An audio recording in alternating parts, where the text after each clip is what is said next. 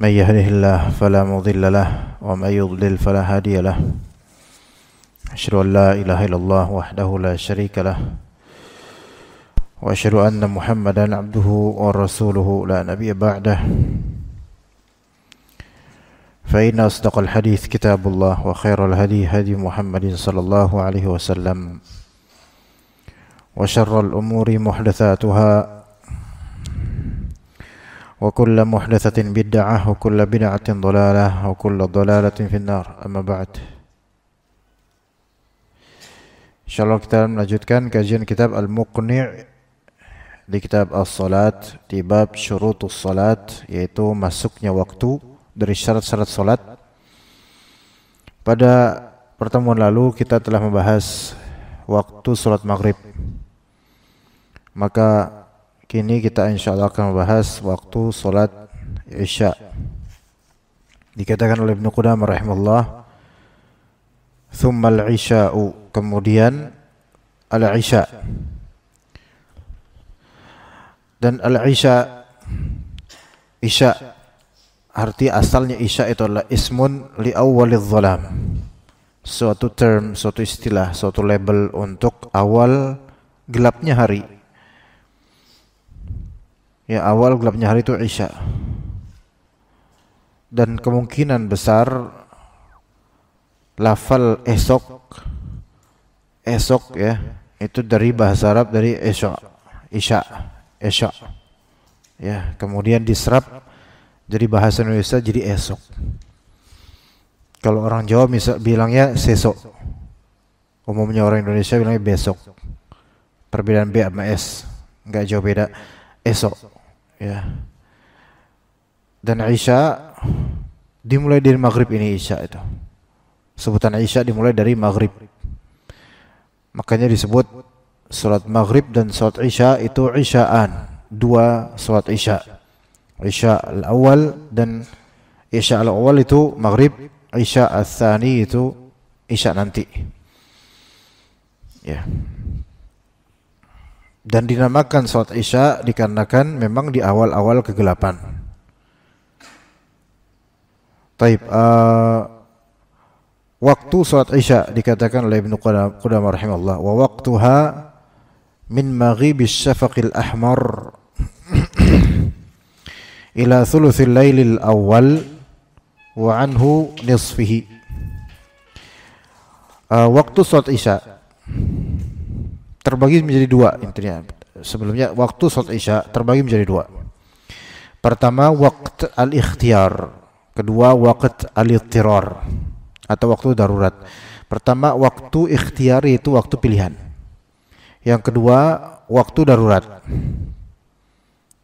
Waktu pilihan dan waktu darurat. Dan waktu pilihan ini artinya kita pada asalnya boleh memilih mau di awal waktu atau di akhir waktu. Dan waktu darurat itu setelah selesainya akhir waktu, artinya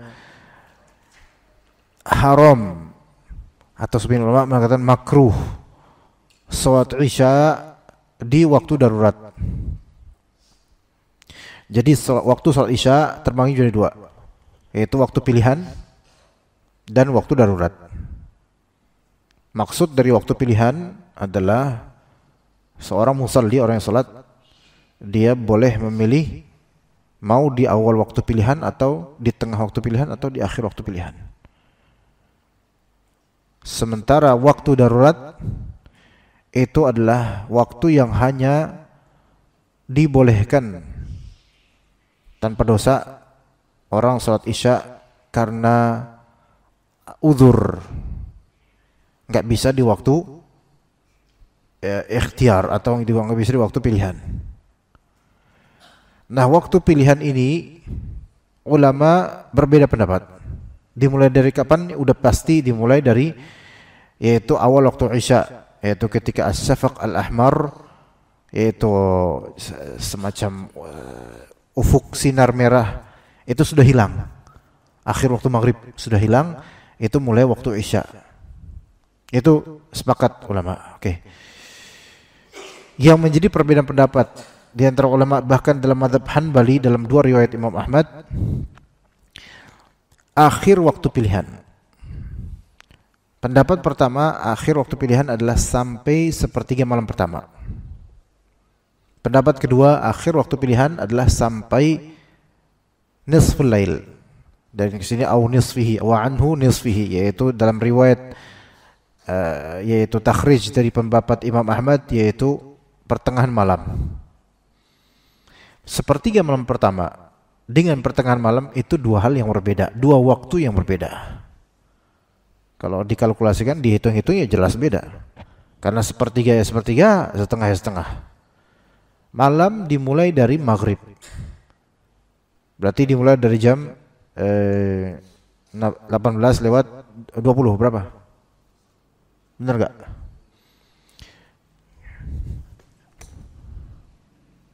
Ya, itu waktu maghrib. Itu malam, lail khalas. Dan berakhir di waktu subuh jam 4 lewat 3 berapa? 23. Benar. 33. Jam 4 lewat 33. Atau jam 4 lewat 30 lah ya. Maka kan kalau gitu malam di 6 lewat 18 lewat 20, 18 lewat berapa? 20 sampai jam 4 lewat 30. Itu dihitung aja berapa jam dan berapa menit. Nah, kemudian dari situ kemudian tetap salah ini, masa ada yang nuangin panitia harusnya. Iya. Iyalah. Ntar aneh nuangin antum yang minum nanti. Gak usah, udah gak apa-apa. Jadi malam dimulai dari jam 6 lewat 20 sampai jam 4 lewat 30-an. Namanya sepertiga malam pertama, ya dihitung aja berapa jumlahnya itu. Kisaran jam 9 lewat berapa gitu. Adapun kalau jam nisful lail, pertengahan malam, ya dihitung aja jam 6 lewat 20 sampai jam 4 lewat 30 berapa ya. Anggaplah jam 6 sampai jam 4 lah gitu aja lah. Biar enak. Jam 6 berarti 10 jaman. Anggap kadang 10 jam lewat 30 menit gitu. Bagi 3 aja, 10 jam lewat 30 menit bagi 3. Berarti totalnya sepertiga malam itu di situ adalah 3 jam lewat 10 menit. Sekitar itu kira-kira. 3 jam lewat 30 menit. 3 jam lewat 30 menit dari jam 6 itu adalah jam 9 lewat 30-an. Maka itu sepertiga malam pertama. Sepertiga malam kedua jam 9.30 sampai jam 1. Sepertiga malam terakhir jam 1 sampai jam setengah 5. Gitu. Nah, menurut pendapat pertama, waktu pilihan untuk sholat isya paling akhirnya itu berarti jam 9.30 berarti. Sekitar itu jam 9.30. Kalau hari ini berarti jam 9 lewat 50. Maka kalau zaujah antum, istri antum pegang pendapat ini, maka dia enggak boleh salat isya lebih dari 9 lewat 50. Itu kalau pakai pendapat sepertiga malam pertama, paling akhirnya waktu ikhtiarnya salat isya. Atau Masjid Muhsinin imamnya mengakhirkan salat isya bersama para jemaah, maka jangan melampaui jam 9 lewat 50. Walaupun ini impossible, nggak mungkin ini terjadi, karena kita semua nggak mungkin bakal jam 9 lewat. Hatta walaupun besok liburan, tetap aja nggak mau pada sholat isya di akhir waktu itu. Nanti aja waktu. Tapi misal terjadi daurah, misal Masjid Muhsin mengadakan daurah, sama Ustadz Fulan atau Syekh Fulan. Peserta daurah itu mengakhirkan sholat berjamaah di jam 9 pas misalnya, maka nggak ada masalah sama sekali. Itu juga yang kadang kita lakukan bersama beberapa masyayikh di daurah-daurah. Misal di daurah yang rutin Anda ikuti alhamdulillah, yaitu di Imam Bukhari Solo bersama Syekh Ibrahim Ar-Ruhaili. Itu kalau ba'da maghrib ada sesi makan sebentar, kemudian atau bahkan kadang-kadang ba'da maghrib langsung kita lanjutin pengajian sama Syekh, dan bisa sampai jam 8:30 baru kita mulai sholat isya berjamaah bagi yang tidak menjamak sholat, ya. Karena rata-rata asatidzah itu ratusan itu musafir rata-rata. Jadi yang tidak menjamak sholat, misal para asatidzah yang mungkin mereka di Bukhari bekerja di sana atau gimana, maka biasanya diakhirkan sholatnya di jam 8:30 atau karena jam 9 berjamaah, maka ini boleh. Ya, tetapi kalau untuk warga umum, ya di publik seperti ini nggak bisa, ya nggak bisa, dan nggak bisa dipaksakan juga, maka khalas. Taib, kemudian itu pendapat pertama tadi, yaitu di sepertiga malam pertama, itu waktu akhirnya. Ya, dalilnya mereka pakai, ada dalilnya. Dan yang berpendapat waktu terakhir salat isya dari segi waktu ikhtiar, yaitu pertengahan malam, itu juga ada dalilnya. Kita mulai dari yang sepertiga malam pertama dulu. Dan ini merupakan nasnya Imam Ahmad bin Hanbal, yang beliau menyebutkan langsung bahwasanya waktu isya itu sampai sepertiga malam pertama berdasarkan dua hadis. Ya. Hadis tentang Nabi SAW salat bersama malaikat Jibril di hari pertama, di malam pertama disyariatkan salat itu di awal waktu isya. Kemudian di hari kedua salat isya bersama malaikat Jibril itu justru di kana thuluthul lail al-awwal, yaitu di sepertiga malam pertama. Ibaratnya kalau sekarang anggap jam 9.30-an. Nabi SAW salat dengan malaikat Jibril, dan kemudian malaikat Jibril berkata, al-waqtu fi ma baina hadain. Waktu salat isya itu antara kedua ini, yaitu antara awal waktu isya tadi, nanti jam, mungkin sekarang jam berapa? 7:30, benar nggak? 33 ya, sampai antara 7:33 sampai 9:50. Nah itu ibaratnya gitulah gitu. Kalau kita refleksikan hari ini, al-waqt fi ma baina hadain, waktu salat isya itu di antara dua waktu ini, yaitu jam 7.33 sampai jam 9.50. Berarti 2 jam lewat 20 dan sekitar itu. 2 jaman lah. Ya, kalau kita pakai pendapat ini. Maksud yaitu pakai hadis ini, dan hadis ini wajib dipakai memang. Hadis kedua untuk dalil yang menguatkan pendapat ini, hadis Aisyah radhiyallahu anha, riwayat Bukhari, kalau tadi riwayat Muslim. Kata beliau radhiyallahu anha, kanu yusalluna al-atamata fima baina an yaghiba ash-shafaqu ila thuluthil lail. Itu mereka para salaf, para sahabat, mereka salat isya di waktu antara terbenamnya ufuk merah, hilangnya ufuk merah di ujung sana, sinar merah di ujung ufuk sana, sampai sepertiga malam. Ini jadi dua hadis menguatkan pendapat pertama. Oke. Kita keep dulu itu, kita simpan sebagai salah satu maklumat dan ilmu insyaallah. Kemudian pendapat kedua, bahwasanya anhu nunisfihi, yaitu waktu salat isya terbentang pembolehannya sampai tengah malam. Yaitu yamtaddu waqtul ikhtiyari ila nisfil lail. Terbentang waktu bolehnya salat isya sampai tengah malam. Tengah malam itu tengah pas malam. Kalau sekarang berarti jam 11. Jam 11:15 paling. Ya begitu. Ini pilihan juga beberapa ulama Hanbali. Dan Ibnu Muflih Al-Hanbali yang versi penulis kitab Al-Furu', beliau mengatakan wa huwa azhar, dan ini yang lebih zahir, lebih tampak, lebih sahih, lebih nyata. Ya. Karena ada riwayat dari Anas bin Malik. Hadis ini diriwayatkan oleh Bukhari Muslim. Anna Nabiy sallallahu alaihi wasallam akhkharha ila nisfil laili thumma shalla. Ya. Nabi SAW mengakhirkan salat Isya sampai tengah malam, kemudian beliau salat di tengah malam bersama beberapa sahabat. Thumma qala, kemudian beliau berkata, ala sallan nas wa namu. Ini orang-orang banyak yang udah pada tidur. Ya iyalah tengah malam.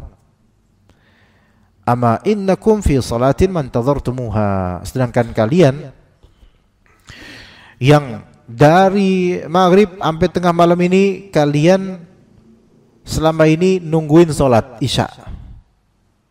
Nah, di penungguan kalian itu pahala kalian seperti pahala orang yang lagi sholat gitu loh. Gitu. Ya sebenarnya kita juga dalam nuansa seolah-olah sedang sholat di sini, dan pahala insya Allah mengalir ketika menunggu antara sholat fardu dengan sholat fardu berikutnya. Kayak sekarang ini. Ya, kita di majlis ta'lim seperti ini antara maghrib dan isya sambil zikir tentunya, yaitu majlis ta'lim seperti ini. Ini sebenarnya penungguan sholat, dan ini seolah-olah kita berpahala seperti pahala orang-orang yang sedang sholat, walaupun kita lagi nggak sholat. Taib. Ini hadis pertama yang menguatkan pendapat bahwasanya waktu sholat berakhir pada pertengahan malam, jam 11:15 kalau sekarang.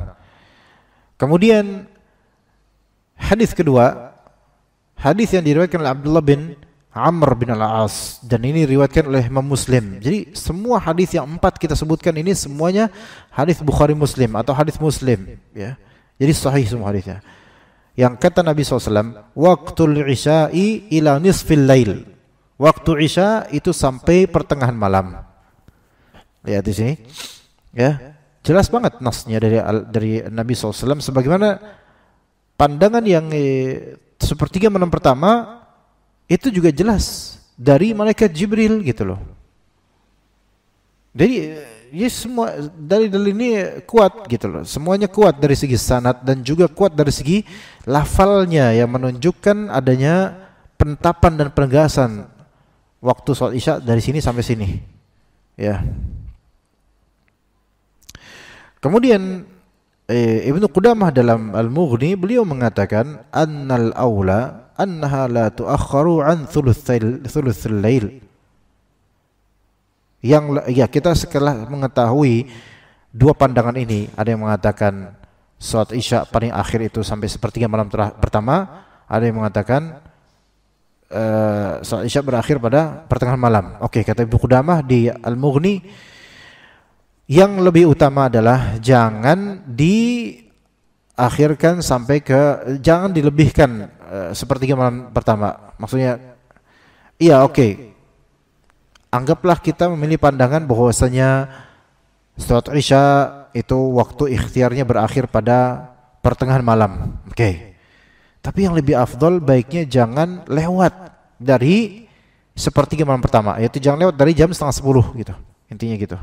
Kalau sekarang, ya, untuk mengkompromikan riwayat antar riwayat, ya, mungkin Ibnu Qudamah ya di zamannya ketika itu, zaman ketika tidak seramai sekarang, dan cara lifestyle hidup orang nggak seperti sekarang.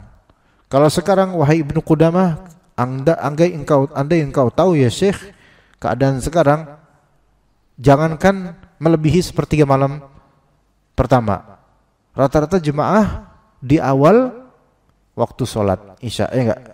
Nanti antum rencananya gimana ya kawan? Sholat Isya rencananya gimana? Di awal waktu atau di sepertiga malam pertama? Ya kelihatan sih, ya. Ya aneh aja kalau misalnya antum udah nungguin di sini azan, antum pulang ke rumah, terus sholat berjamaah sama istri antum jam 9:30. Nah ini rada sedikit ya, tapi ya oke lah. Ala kulli hal dikatakan kemudian ditanggapi Ibnu Qudamah ini oleh ulama lain bahwasanya sabata ta'khiruha ila nisfil laili anhu qawlan wa fi'lan. Tapi Nabi SAW itu pernah mengamalkan dan pernah mengucapkan. Jadi ada sunnah qauliyah ucapan dan sunnah fi'liyah perbuatan Nabi langsung. Ucapannya beliau mengatakan waktu Isya sampai setengah malam, dan perbuatan beliau juga pernah sholat Isya di setengah malam, di tengah malam. Artinya pendapat yang kedua ini pun kuat gitu loh. Wallahu alam, boleh-boleh saja, nggak masalah. Nah di sini kita mungkin apa sih kita untuk mengetahui hal seperti ini? Ya harus tahu, karena kita kepala keluarga dan punya istri, punya anak.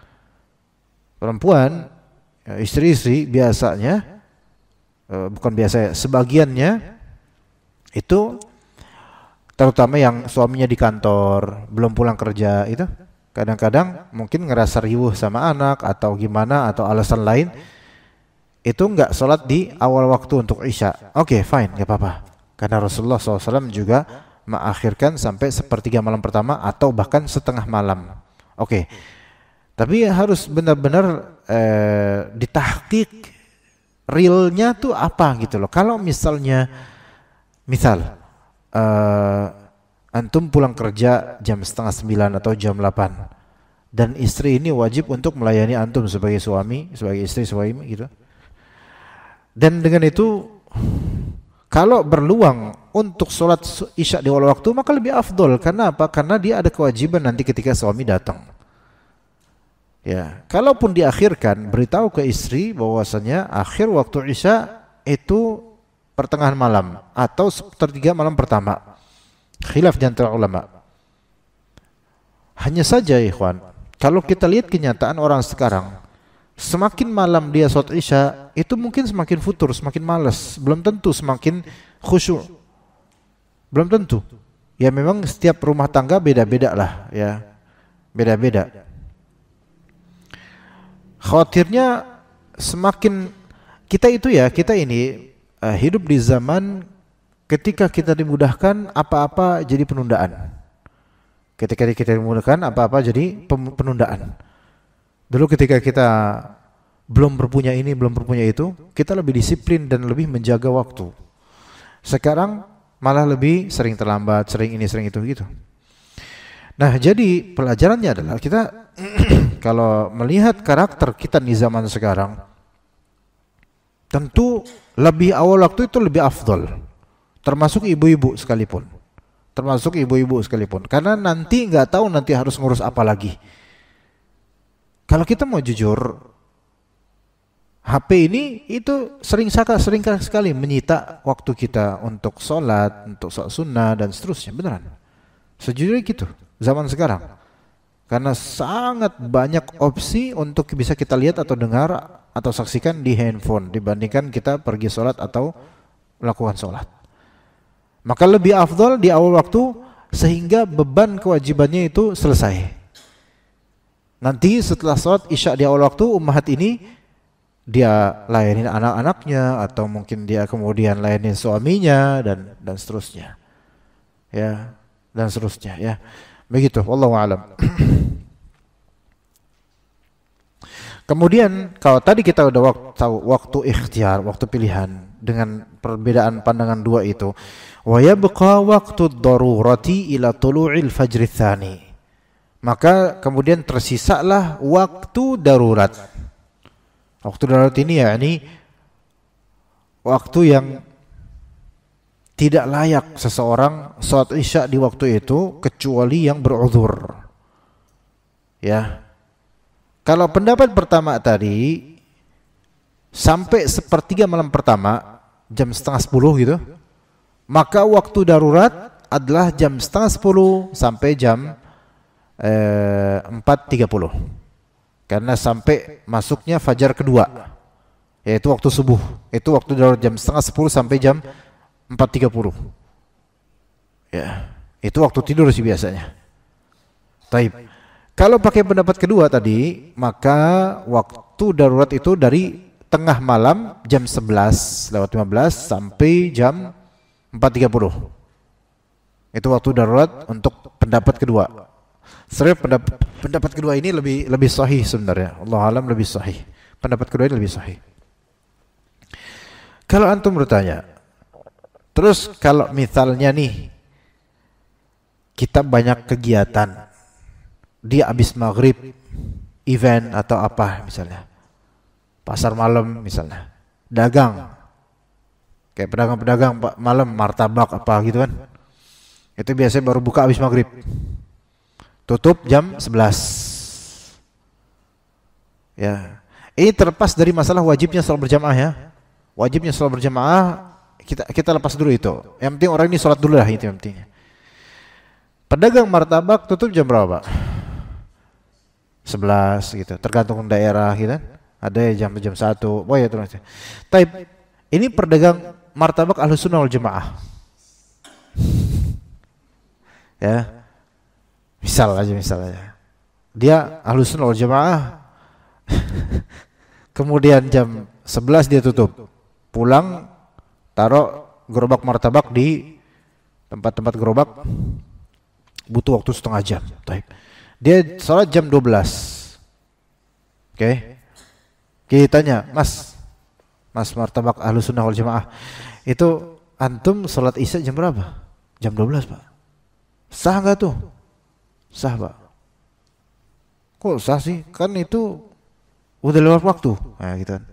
Maka tukang martabaknya bilang, betul lewat waktu ikhtiar. Tapi ini waktu darurat. Tetap sah. Tapi berdosa loh sampean, Mas. Nah, berdosa nggak kira-kira? Kalau misalnya dia dianggap beruzur, nggak dosa. Tapi apakah dagang martabak itu beruzur atau enggak? Nah gitu. Seharusnya semestinya dia harus luangkan waktunya itu dari jam 7.30 sampai 11.15 gitu. Untuk tutup dulu sebentar sholat kan bisa gitu. Katakanlah sholat berjamaah tidak wajib misalnya. Seenggaknya dia sholat di waktunya gitu loh. Gitu, wahai tukang martabak. Sayangnya di sini nggak ada yang lagi dagang martabak, gitu. Lagi di pasar. Ya. Misalnya pedagang-pedagang kan banyak pedagang yang baru buka malam. Sampai nggak dakwah seperti sholat isya gitu, kayak kapan sholat isyanya? Kalau antum perhatiin Pak, banyak yang nggak sholat malah, subhanallah. Banyak nggak sholat. Bukan isya aja, nggak sholat, emang nggak sholat. Pas lebaran baru sholat. Pas Idul Adha baru ke masjid. Karena ada voucher yang didapat. Iya, baru tuh. Jadi itu pun karena daging kurban. Ini gimana? Ya kita agak prihatin juga ngelihatnya. Tapi gimana mendakwahi mereka terus nanyain, Pak udah sholat belum? Kadang tersinggung. Kadang. Nah, itu tukang-tukang seperti itu. Begitu pula misal. Nih sekarang.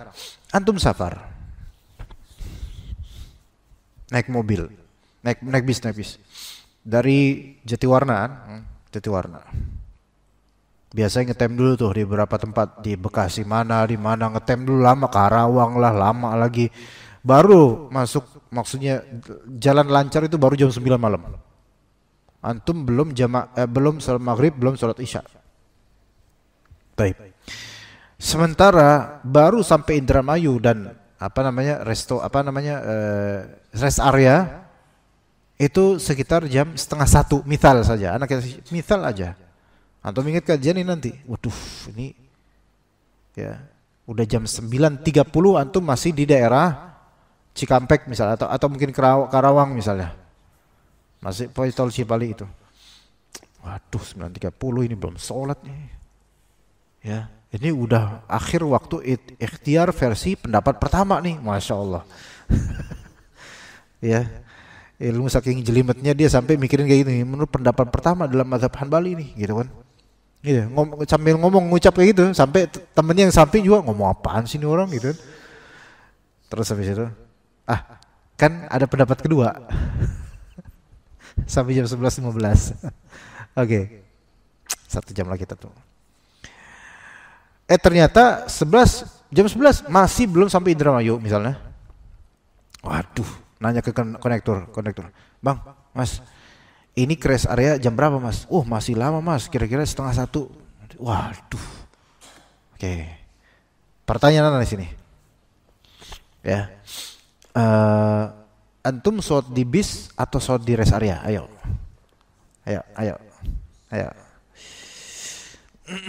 Yang bisa jawab, yang nggak bisa jawab bayar, yang bisa jawab nggak bayar.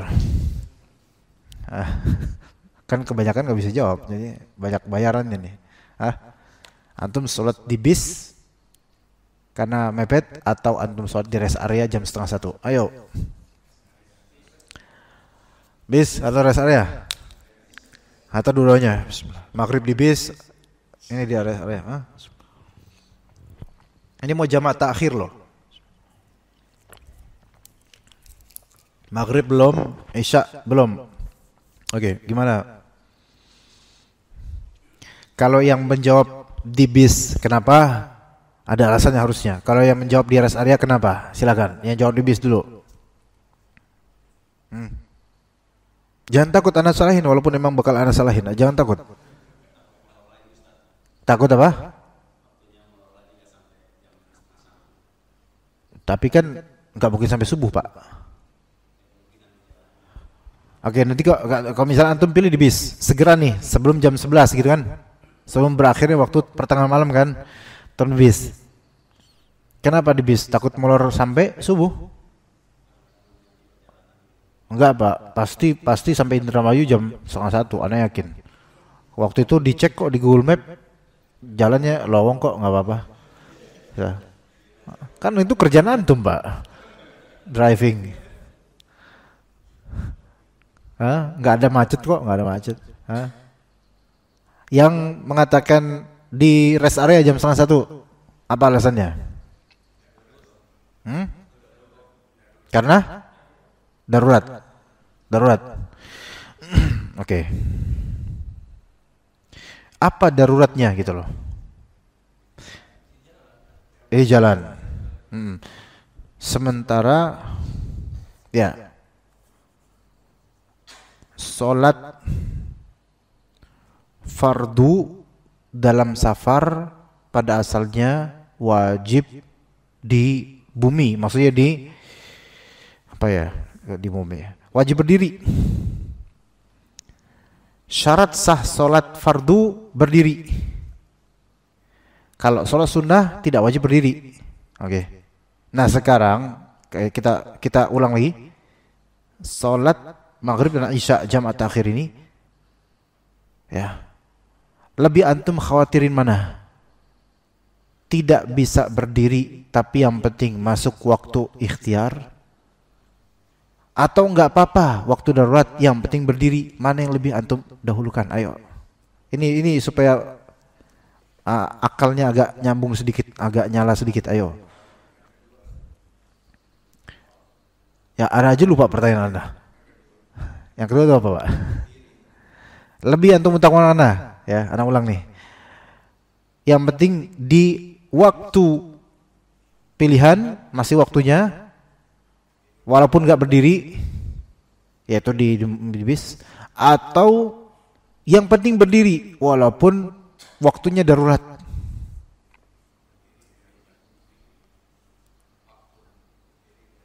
Maksudnya gimana, Pak Taufik? Berarti antum pilih yang mana? Pertama tuh berarti bis. Di bis. Mau apa Zul keputusan DKM gimana? Ya kita ikut DKM, gimana DKM aja. Waktu berarti sama Pak Taufik. Kayak DKM lain juga sama deh kayaknya nih. Para DKMs ya mereka tahu.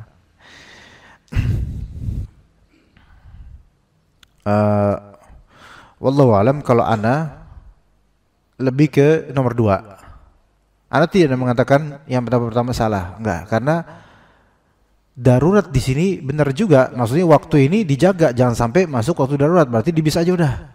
Itu ada benernya antum. Karena apa?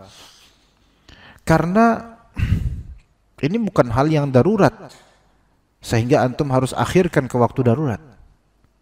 Biasanya waktu darurat itu orang ketiduran, orang kelupaan. Nah sekarang antum nggak lupa, antum terjaga, antum kebelet pengen sholat, bener-bener. Iya, ada benernya, betul ada benernya. Hanya saja Allah Ta'ala pemaaf insyaallah ya. Allah Ta'ala maha pemaaf. Karena merasa, kalau anda pribadi, anda merasa ada kesempatan untuk berdiri, maka hendaknya sholat full, murni berdiri. Dan itu yang anda nasihati, kalau antum dalam keadaan seperti ini kondisinya, antum sholatlah di rest area. Artinya dengan kaidah begini, selama ada posibilitas sholat berdiri, maka antum nggak boleh sholat duduk, gitu. Maksudnya sholat fardu ya. Selama ada celah untuk bisa sholat berdiri pada waktunya, maka antum nggak boleh sholat duduk. Bedakan waktu darurat di sini dengan habisnya waktu. Waktu darurat bukan habisnya waktu, bukan. Kalau misalnya, nah bedakan dengan ini nih, antum naik kereta kereta misal Senja Utama misalnya, atau kereta apalah gitu ya, dari Jawa Tengah atau Jawa Timur, namun sampai Gambir atau Jatinegara atau Persesen, pokoknya sampai Jakarta itu jam 6 pas. Syuruk jam 6, tulul fajar, apa namanya, matahari terbit jam 6. Habis waktu subuh. Oke. Ya kan gitu. Antum turun di Jatinegara misalnya. Kalau turun di Jatinegara, dapat nggak antum sholat subuh? Enggak lah, antum harus turun dulu, kemudian nyari musola gitu kan. Wudunya belum pipis dulu. Kemudian jam 4.30, antum udah lihat jam 4.30 udah sampai mana gitu, mungkin Karawang atau mana lah gitu. Waduh, udah masuk waktu subuh nih. Lihat di jadwalnya jam 6 baru nyampe Jakarta misalnya. Mikir di sini. Ini saya sholat di kereta apa sholat di Jatinegara ya gitu. Sementara antum cari musola kereta, nggak ada musolahnya ternyata. Misal antum naik kereta qadarullah ekonomi ya, nggak ada musolahnya, berarti kan harus sholat duduk. Nah ini pikir-pikir, nanti sampai Jatinegara habis waktu sholat. Nah sekarang berarti yang wajib antum harus apa? Sholat di kereta walaupun duduk. Sholat fardu walaupun duduk. Kenapa? Karena tidak ada kemungkinan sholat berdiri di sholat subuh ini. Oke, kasih contoh lain. Pertanyaan lain. Bagaimana jika sampai Jatinegara jam 5 pas? Atau mungkin 5.30. Masih ada 30 menit waktu sholat subuh. Jam 4.30 antum, waduh udah masuk waktu subuh nih. Kalau jadwal kereta arrive atau sampai di Jatinegara tempat kita turun jam 5.30. Oke. Sekarang pilih mana? Antum sholat di kereta dengan duduk atau antum sholat di Jatinegara diri? Mana yang harus dilakukan? Yang mana? Harus tunggu Jatinegara sampai bisa sholat berdiri. Begitu Pak. Iya, begitu. Jadi kembali ke kaidah tadi, kaidahnya adalah selama ada kemungkinan yang kuat ya, ada kemungkinan kuat bisa sholat fardu berdiri, maka nggak boleh antum sholat fardu duduk. Begitu. Tapi yang tadi antum jawab untuk pendapat pertama yaitu udahlah di bis aja lah karena ini nanti waktu darurat nggak apa. Itu ada benarnya juga untuk menjaga waktu asal ya. Tapi wallahu alam ana lebih condong ke yang kedua. Ya begitu. Oke. Taib, ada perkataan Nabi SAW di sini dalam hadis yang diriwayatkan oleh Imam Muslim, laisa fin naumi tafritun, innamat tafritu fil yaqzah. Fil yaqzah. Tidak ada yang tidur itu tidak disebut tafrit. Tidur itu tidak disebut meremehkan atau lalai gitu. Enggak, tidur ya orang tidur memang ketiduran. Melainkan orang yang disebut tafrid, orang mufarrid yaitu orang meremehkan atau lalai atau kurang taat, itu adalah ketika dia terjaga terbangun tapi dia enggak sholat. Kalau ketiduran maka ini enggak apa-apa. Nah, Orang yang terjaga kemudian antu akhara salatun ila an yadkhula waktu salatin ukhra, itu disebut mufarrid. Dia wake up, dia terjaga, aware, mengetahui waktu salat, tapi dia akhir-akhirkan sampai masuk waktu salat lain. Maka orang yang seperti inilah orang yang tercela gitu. Nah, kalau orang ketiduran, namanya ketiduran itu diberi uzur. Walaupun sebenarnya tidur itu ada beberapa kelas gitu. Ya, tapi umumnya tidur yang namanya orang ketiduran ya enggak tahu apa-apa. Misal antum ba'da maghrib tidur, dan itu adalah sesuatu yang dimakruhkan oleh para ulama sesuai dengan bagaimana dalam hadis bahwasanya tidur maghrib itu diingkari karena ilatnya itu dikhawatirkan kebablasan dan tidak menunaikan salat Isya. Ya. Ya, di sini kata dalam hadis Nabi SAW, anna Rasulullah SAW kana yastahibbu an yuakhkhara al-isya'u allati tad'unaha al-'atamah. Nabi SAW lebih menyukai untuk diakhirkan salat Isya, ya. Wa kana yakrahu an-nauma qablaha wal haditha ba'daha. Nabi SAW tidak menyukai tidur sebelum Isya, sebelum salat Isya, dan tidak menyukai berbincang-bincang setelah salat Isya. Ya. Jadi sebelum Isya jangan tidur, makruh. Setelah Isya jangan ngobrol, makruh. Namun ini dikecualikan untuk ngobrol, yaitu ketika obrolan tersebut ada manfaat. Ada manfaat, ada kebaikannya. Taib. Tidur, orang yang ketiduran misalnya, anggaplah ba'da maghrib antum kecapean, tidur kemudian gak ada yang bangunin, akhirnya sampai bangun jam 3 pagi. Apakah itu masih masuk waktu salat Isya? Masih, hanya itu waktu darurat. Nah, orang inilah yang pantas untuk sholat jam segitu karena ketiduran. Nah, ini gak apa-apa. Kata Nabi SAW, laisa fin naumi tafrid. Orang yang ketiduran enggak masalah. Itu enggak dianggap pemalas atau gimana, enggak dianggap dia meremehkan salat, enggak. Ya. Yang bermasalah adalah orang yang terjaga dari awal waktu Isya, dia akhirin waktu Isya terus sampai jam 2 baru dia salat Isya. Ini baru yang disebut nanti berdosa. Ya, disebut berdosa. Kemudian orang yang beruzur tadi yang di bis dan baru sampai di rest area Indramayu jam 12:30, ini juga wallahualam diberi uzur karena apa? Karena memang dia nggak bisa menunaikan sholat Isya berdiri karena syarat sah sholat fardu itu berdiri. Kalau sholat sunnah antum boleh duduk, mau walaupun bisa berdiri sholat sunnah. Nanti sholat ba'da Isya antum sholat duduk, nggak apa-apa, nggak apa-apa. Walaupun duduk sila nggak apa-apa, sah sholatnya, itu sholat sunnah. Enggak apa-apa. Ya. Namun kan antum enggak bisa qiyamul lail sebelum salat Isya, ingat. Gitu. Wah, nanti saya salat Isya di Indramayu pas di rest area, tapi saya sekarang mau tahajud dulu. Enggak ada tahajud antum, gimana tahajudnya? Tapi maksudnya tahajud enggak bisa. Cuma gini, pahami baik-baik. Qiyamul lail menurut sebagian ulama itu adalah salat yang ditunaikan pada malam hari selain salat fardu dan juga salat sunnah yang mengikuti salat fardu. Ya, ini qiyamul lail, mendirikan salat di malam hari, itu adalah menunaikan salat di malam hari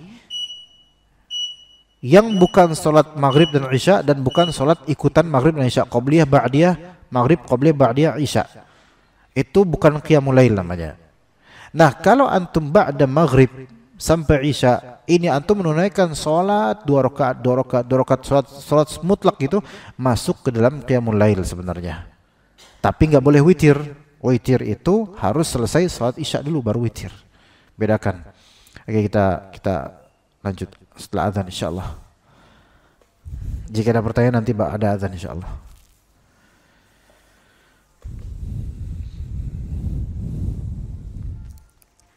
Bismillah.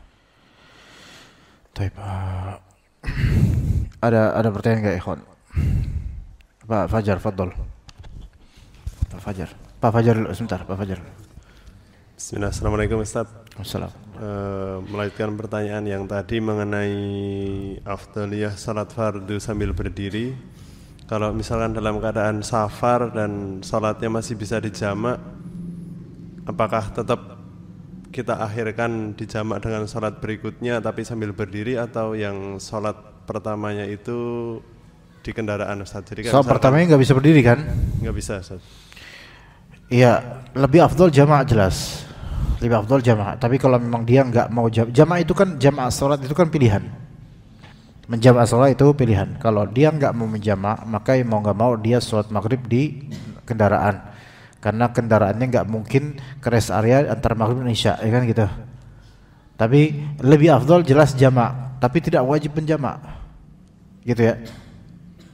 Jadi kalau misalnya antum dari Jatiwarna naik bis sore, ya kemudian karena main naik bis kan ya, walaupun ngetem misalnya di mana gitu, nanti habis maghrib ngetem di suatu tempat, mungkin di Rawalumbu atau di mana misalnya ya, terus antum mau izin sama kondekturnya, maaf saya mau ke masjid dulu sholat gitu, belum tentu kondekturnya mengizinkan. Karena apa? Karena ya kita bentar lagi pak, jangan pak, nanti sampean hilang lagi gitu kan. Nah jadi gimana dong? Tapi antum nggak mau menjamak, antum maunya sholat on time untuk maghrib, ya boleh, itu pilihan. Ya udah, berarti kalau kayak gitu sholat di atas bis. Namun yang recommended pilihan kedua, dan itu lebih afdol, yaitu menjamak nanti di waktu isya ketika di rest area gitu. Seperti itu ya. Fadl.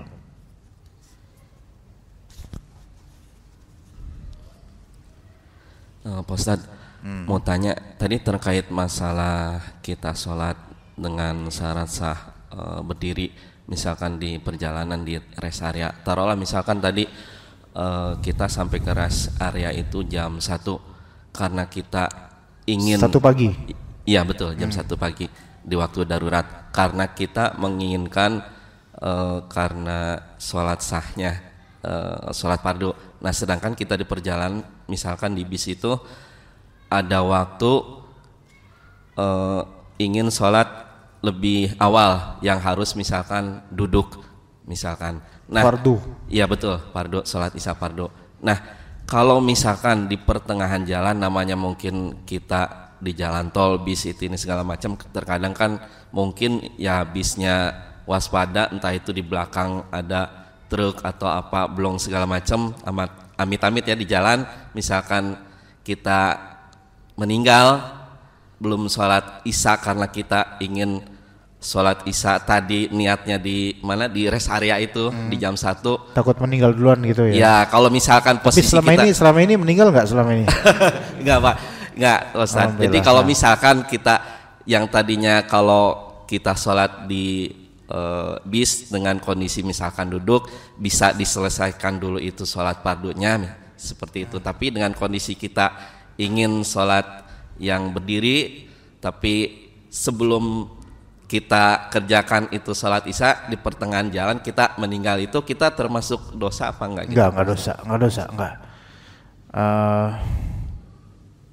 Enggak dosa sama sekali. Karena ini bukan karena kemalasan.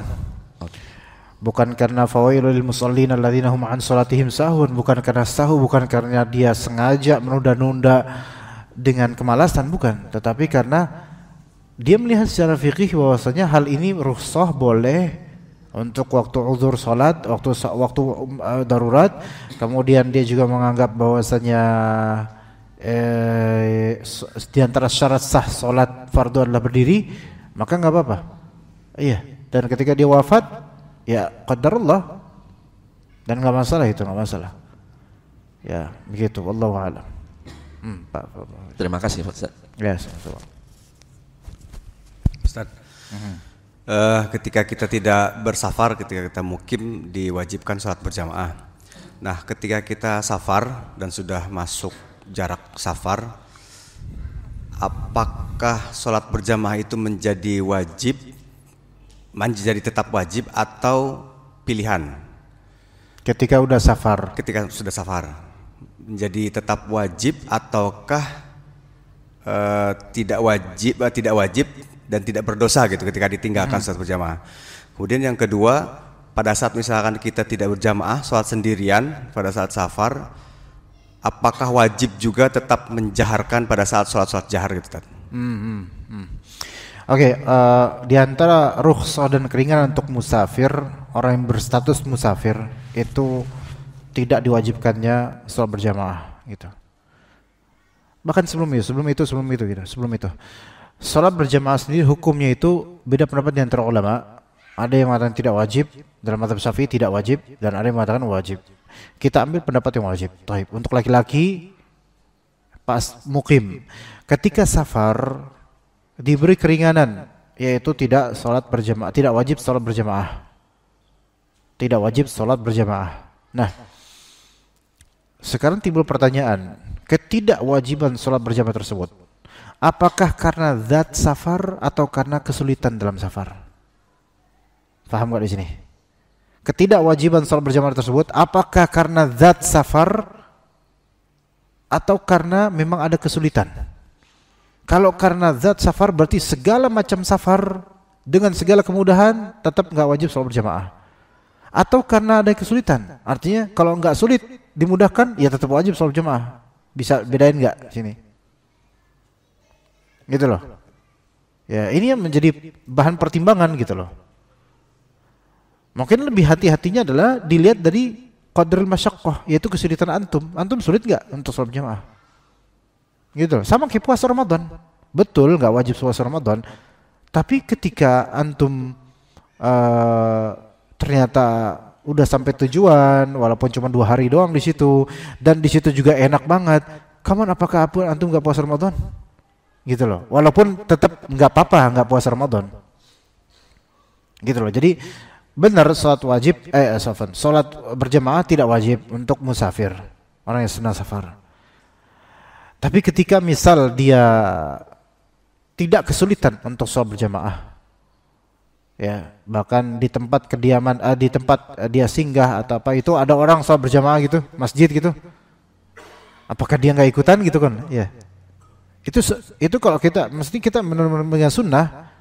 Ana yakin kita akan terenyuh gitu, maksudnya ya subhanallah, ini kan mudah. Jangan karena saya dalam satu safar itu ada orang di situ sholat berjamaah masjid depan rumah orang tua gitu misalnya, itu sholat berjamaah situ, terus alasan saya kan lagi safar, terus gak ikutan gitu loh.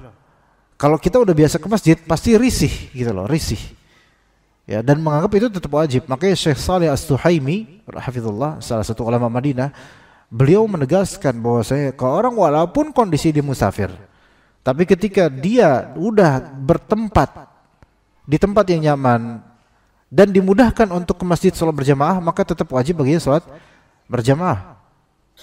Karena dia mampu untuk itu dan dimudahkan untuk itu. Ya, ini salah satu pendapat gitu loh. Tapi ketika dia memang dalam kondisi safar, itu dalam kondisi safar. Kemudian kalau kondisi safarnya adalah dia masih perjalanan, atau dia sudah tiba di tempat namun memang kesulitan untuk sholat berjamaah, maka nggak apa-apa, nggak wajib sama sekali untuk sholat berjamaah, nggak wajib. Gitu.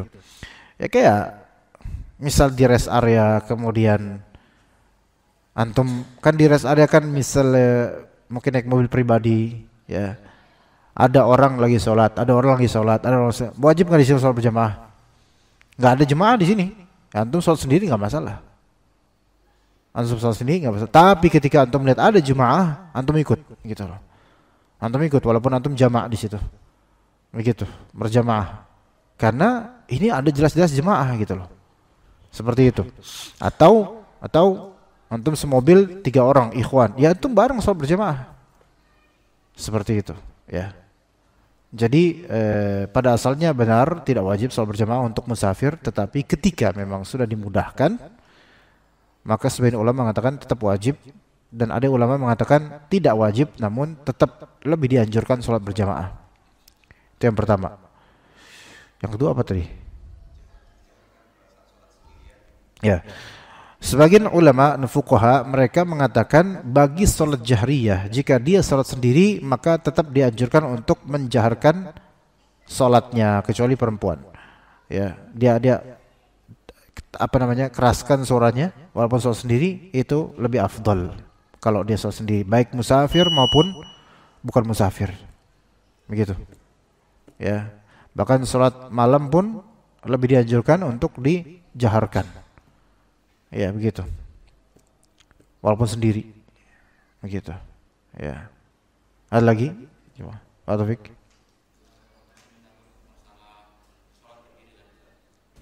Sholat apa? Masih wajibnya sholat berdiri tadi Ustaz. Sholat Iya. berdiri. Nah, kalau kondisi di kereta Ustaz, itu kan relatif terkadang memang kondisi bisa berdiri. Namun untuk gerakan selanjutnya kan memang harus duduk. Hal yang demikian gimana Ustaz? Kalau misalkan di kereta bisa diri, bisa berdiri. di musolahnya. Bukan, di kereta kan bisa duduk, bisa berdiri Ustaz. Aha. Di kursi itu. Ya. Namun untuk gerakan selanjutnya kan menyesuaikan memang nggak bisa sempurna, nggak bisa rukuk, diikuti dengan duduk seperti itu Ustaz. Kalau misalkan yang Anda tanyakan, kalau kita sebenarnya mampu berdiri yang seperti kami sampaikan tadi, namun kita duduk, gimana kondisi sholatnya Ustaz? Apa sempurna apa tidak? Dia mampu berdiri. Mampu. Berdiri, ya. Enggak di kereta nggak bisa berdiri Pak Taufik. Coba misalnya, ya berdiri mungkin untuk baca Al-Fatihah bisa. Dia rukuknya gimana Pak? Cuman gerakan selanjutnya. Ya itu. Enggak, itu tidak disebut berdiri sempurna, itu enggak itu enggak disebut berdiri benar-benar enggak. Dan kan mau nggak mau dia sholat duduk. Begitu. Jadi nggak dihitung awalnya doang berdiri, habis itu dia nggak berdiri lagi. Itu nggak bisa kayak gitu. Nggak, itu bukan pilihan. Dia mau diri ya harus diri. Kalau dia sholat duduk ya duduk gitu. Seperti itu Pak Taufik. Nggak ada kayak gitu, nggak ada bisa separuh-paruh, nggak ada. Iya, kecuali mungkin karena udah nggak kuat diri, habis itu duduk. Nah itu baru bisa. Tapi kan orang sakit kayak gitu. Iya. Ya kalau duduk. Memang ada beberapa ulama mengatakan untuk orang sakit yang dia penyakitnya hanya tidak memungkinkan dia untuk sujud, dia diri. Ini ada orang sakit mungkin bagian apanya nggak bisa dilipat. Jadi kalau sujud atau duduk itu nggak bisa, duduk di antara dua sujud nggak bisa. Nah, tapi kalau diri dia bisa. Paham nggak? Jadi dia pakai kursi, dia diri, Allahu Akbar gitu. Terus ruku bisa. Nah, diri lagi, terus pas sujud dia nggak bisa, maka pas sujud dia duduk di kursi dan kayak gini gitu. Itu mungkin bisa, tapi karena sakit itu, bukan karena safar, bukan karena keadaan bangku, bukan. Adapun dalam safar itu kalau antum diri ya dia harus diri, kalau duduk ya duduk. Begitu. Untuk sholat fardu ya. Gitu. Seperti itu. Jadi yang ada di sini kalau misalnya ada sholat duduk di bangku, ya mungkin karena nggak bisa sujud, ya udah nggak apa-apa dia sujudnya duduk di bangku. Begitu. Tapi kalau safar nggak, safar pilih salah satunya itu. Begitu Pak Taufik. Ya. Allahu a'lam, sallallahu ala nabiyina Muhammad wa ala alihi wa sahbihi ajma'in. Subhanakallahumma bihamdika asyhadu an la ilaha illa anta astaghfiruka wa atubu ilaik. Assalamualaikum warahmatullahi wabarakatuh.